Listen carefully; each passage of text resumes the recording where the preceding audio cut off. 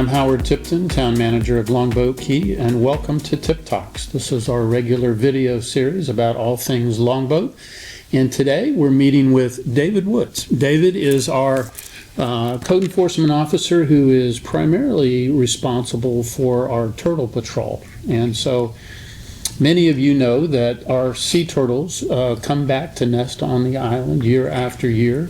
That season starts May 1st. It goes through October 31st, so about a month earlier than hurricane season. But our turtles are very special to us. We have the privilege of making sure that the beaches are safe for them. And David's job is to make sure that we're all doing our job. And so we want to talk about that this morning. And so David, you know, your mornings when you're out there on turtle patrol, they start pretty early, don't they?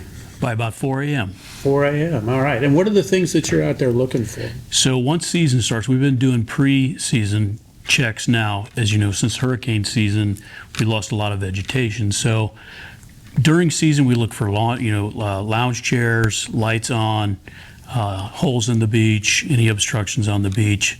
That we will tag the chairs if they leave them out on the beach, make note and take pictures of any lights left on, and then stop in and start out with a courtesy notice, because we just want compliance for the turtles. So start with a courtesy notice and then go from there. And most people just don't realize that they're even on.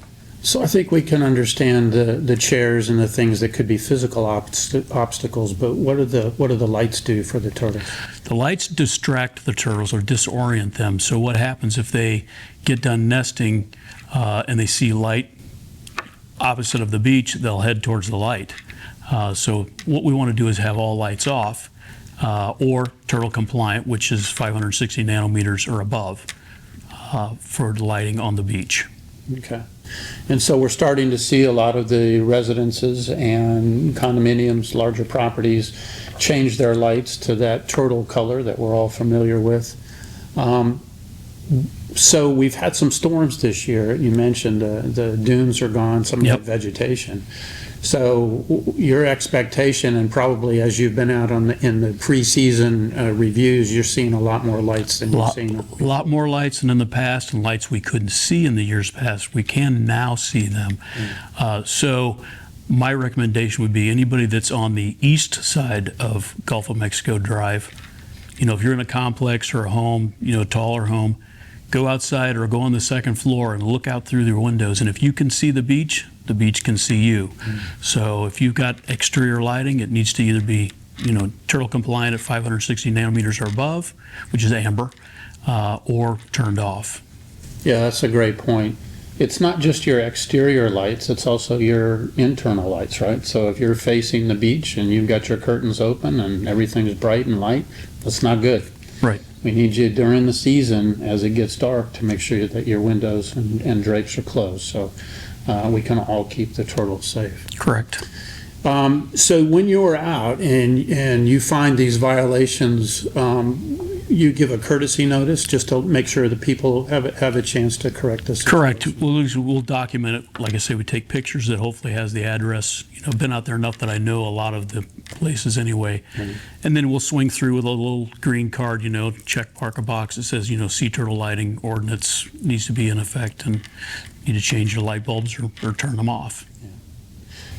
It applies to the town infrastructure as well. So if we've got street lights that are a problem, we need to put shields up around them. Correct. Or turn them off. If we've got park lights or other things, like at the tennis court at Bayfront Park, in the turtle season, those lights don't come on. And so we do our part. We're just asking everybody else to make sure Correct. You do your part. And if you get one of those cards from David, don't take it personally.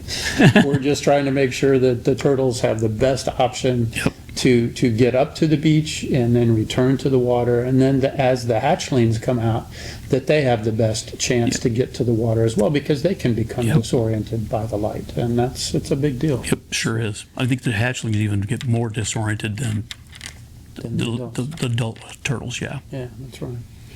Well, that's our tip talk for this month. And so what we want to do is just remind everybody, turtle season starts May 1st.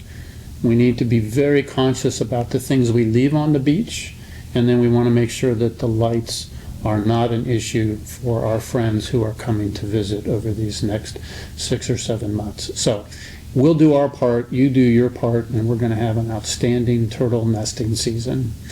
So that's it for now. Until next time, be well.